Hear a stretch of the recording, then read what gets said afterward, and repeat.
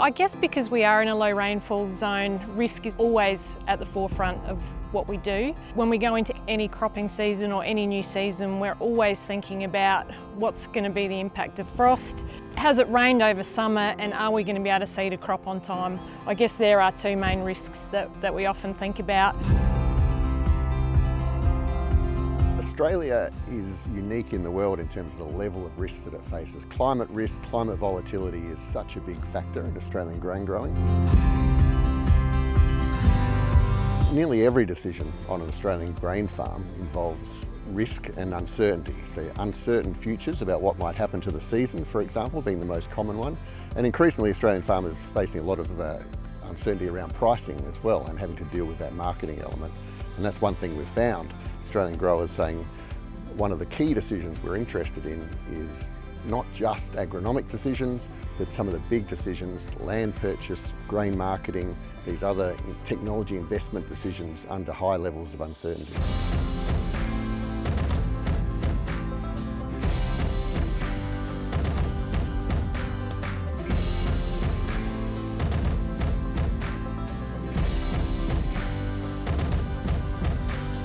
RiskWi is an initiative that's aimed at helping growers to make decisions in the face of uncertainty. RiskWi came from our 5-year RD&E plan consultation where growers were telling us that they wanted us to take a greater look at risk.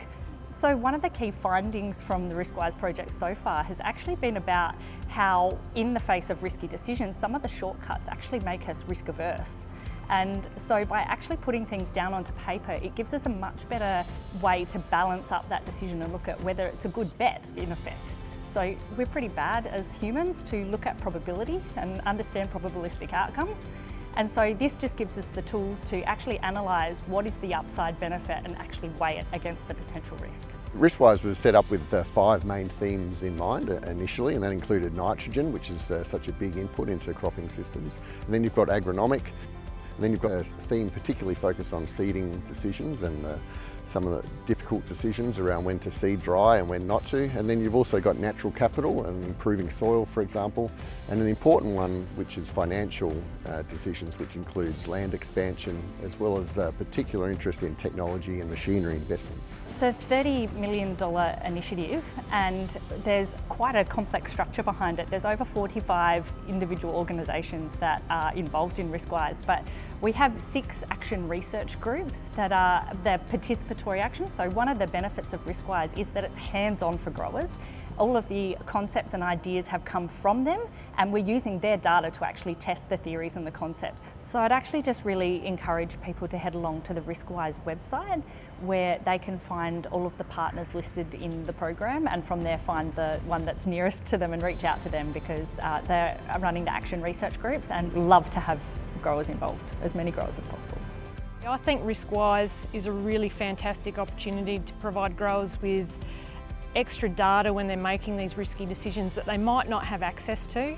So for us, it could be historical rainfall records, it could be getting a better handle on what our risk profile is around the time of seeding. So whilst we make a lot of decisions based on gut, intuition, experience, there's a whole pile of other data that's out there that we could use to really help shore up some of those decisions, and I think that's where RiskWi has a really big impact. We haven't seen anywhere else in the world where an initiative like this has taken place. There's certainly plenty of attention on risk and the theory of risk and the theory of risk decision making and decision making under uncertainty. To really action it at the ground level where it involves trial work, like on-field action, as well as workshops and direct engagement with growers and advisors, it really is quite unique.